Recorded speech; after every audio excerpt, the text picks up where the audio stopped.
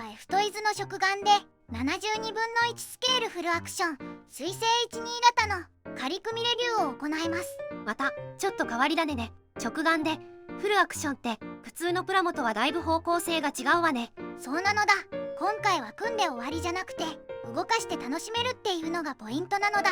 完成品トイとプラモデルの中間みたいな立ち位置ね。これはこれで需要あるのよね。ということでまずは F トイズについてなのだ。直眼メーカーってイメージが強いけど模型好きの間でも知られているメーカーですよね。このチャンネルでも144分の1スケールの F14 トムキャットを取り上げましたね。 F トイズはお菓子付きのコレクションモデルを中心に展開していて特に航空機シリーズが有名なのだ。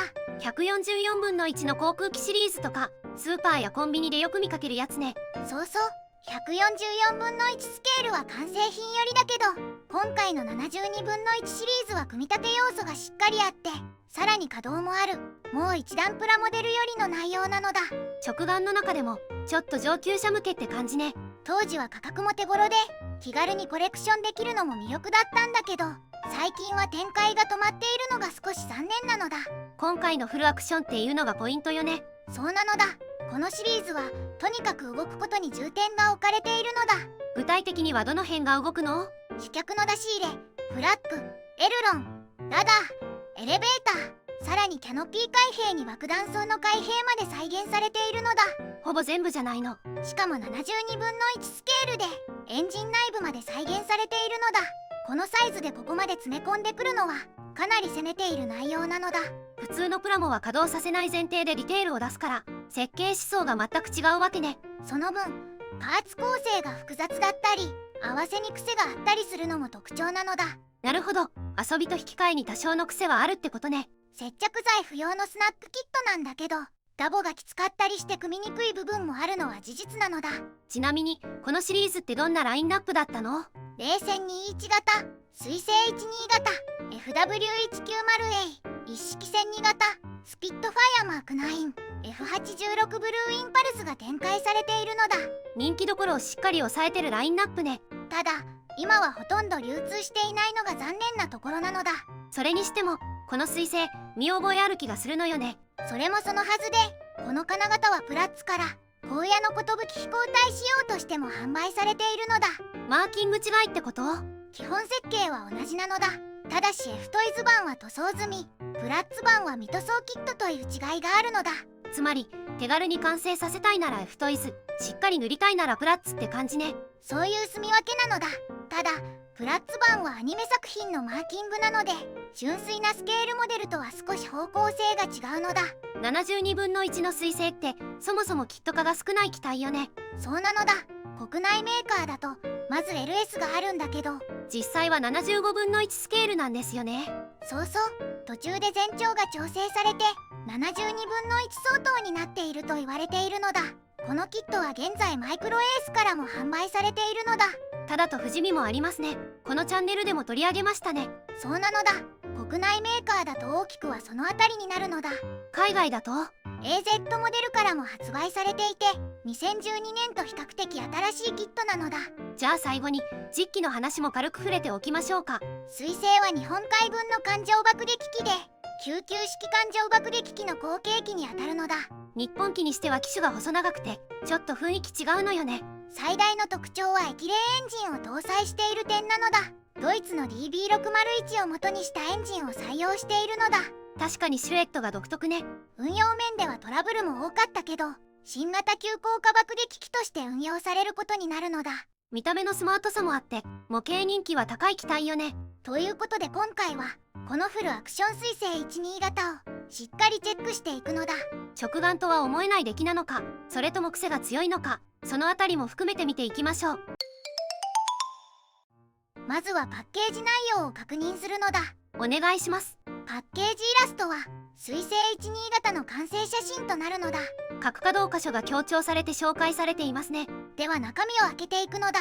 胴体パーツ、主翼パーツ、カウリング、エンジン、塗装済みランナーが5枚、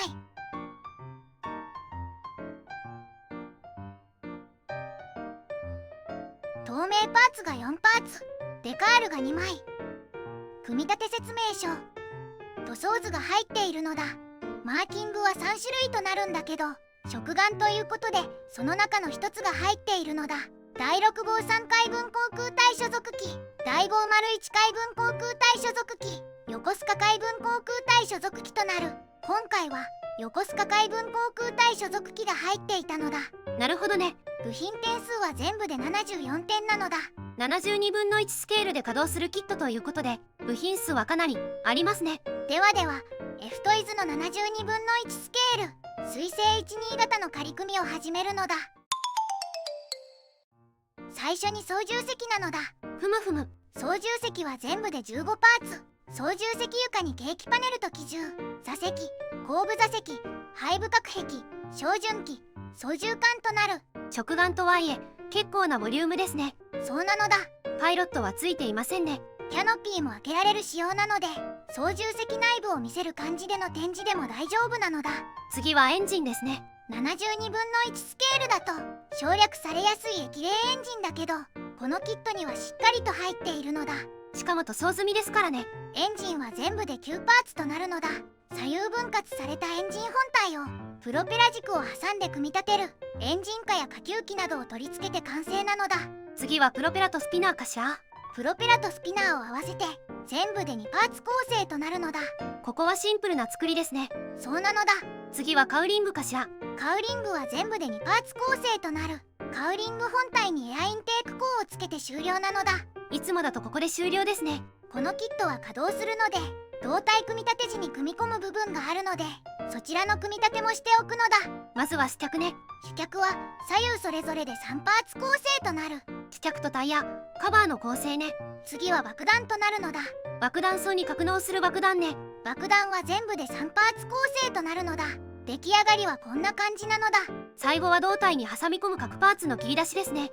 鉱石機銃が2パーツ構成でこんな感じとなるのだ。着艦フックと尾輪はこんな感じですね。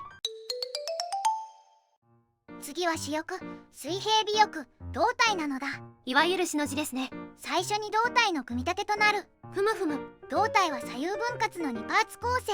胴体に組み込むパーツがあるので、そちらの工程を説明するのだ。爆弾層のカバーと試着のカバーですね。左右の胴体にこれを組み込めば、エンジンと操縦席、鉱石機銃、着艦フック、尾輪を挟み込む。胴体を合わせたらカウリングの取り付けね。そうなのだ。胴体のモールドはどうでしょうか。大モールドとなる。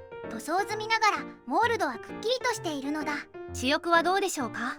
主翼は左右それぞれ4パーツ構成。主翼かパーツに主翼上パーツを貼り合わせるんだけど、この時に主脚とエルロン、フラップを挟み込む。主翼のモールドはどうでしょうか。こちらも大モールドとなる。ここで胴体と合体となるわけね。ここまでだとこんな感じなのだ。次は水平尾翼ですね。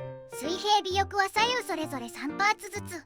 水平尾翼の上下パーツにエレベーターを挟み込む。ここも動くわけね。組み上がったらいつも通り胴体に差し込む。最後はラダーの取り付けね。そうそう、垂直尾翼にラダーを取り付けて終了なのだ。次はクリアパーツや足回りなのだ。ふむふむ。キャノピーは3パーツとなるので、操縦席の開閉選択ができる。透明度はどうでしょうか。透明度は問題なし。当然キャノピー枠の塗装も済んでいるのだ。次は足回りですね。足回りはすでに組み込み済みなので、飛行姿勢の紹介なのだ。試着を格納するとこんな感じね。当然尾輪も格納できるのだ。爆弾層も開けられますね。開けると内部に格納した爆弾が見えるのだ。最後は細かいパーツとなるのだ。まずは操縦席後方にアンテナを配置ね。機種両側面に排気管を取り付けるのだ。操縦席前面に照準器を取り付けて、左右主翼下に増装が吊るせるのだ。では終わりに総評なのだ。今回は F トイズの72分の1スケール水星12型を仮組みしてみたのだ。仮組みしてみた感想はどうでした？まず感じたのは、食玩とは思えないほどの完成度かな。エンジンや操縦席のディテールが細かく再現されていて、さらに塗装済みということで色分けもしっかりしている点に驚かされたのだ。可動ギミックの多さにも驚かされましたね。主脚の収納、フラップ、エルロン、ラダー、エレベーター、爆弾層の開閉、さらにキャノピー開閉まで対応しているのだ。まさにフルアクションの名前通りの内容なのだ。この内容が食玩として販売されていたのはソイですよね。そうなのだ。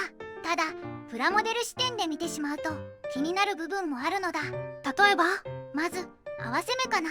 塗装済み完成品に近い構成だからそのまま飾る分には十分なんだけど、本格的に仕上げようとすると合わせ目消しのために塗装を一度落とす必要が出てくるのだ。ゲート跡の塗装剥がれもありますしね。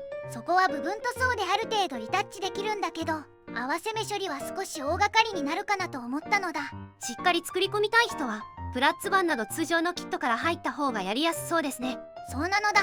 ただこのシリーズの良さは塗装済みで気軽に完成機を並べられるという部分にあると思うのだ。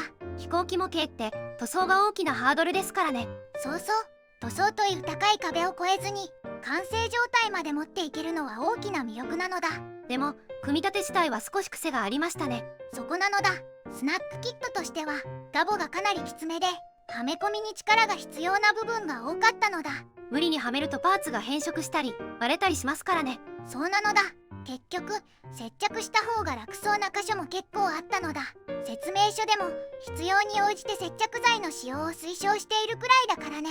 可動ギミックとの両立もありますしね。ヒンジ部分や細いパーツは何度も動かすには少し不安も感じたのだ。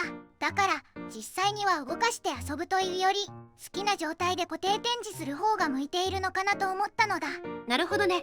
まとめると当時の価格を考えるとかなりコストパフォーマンスの高いシリーズだったと思うのだ。塗装済み、可動ギミック付き、しかも72分の1スケールで並べやすいという魅力があったのだ。その反面可動やスナップ構造を盛り込んだことで組み立てや強度に少し無理が出ている部分もあるってことですね。そういうことなのだ。とはいえ塗装せずに飛行機模型を並べたいという人には今でも魅力的なシリーズだと思うのだ。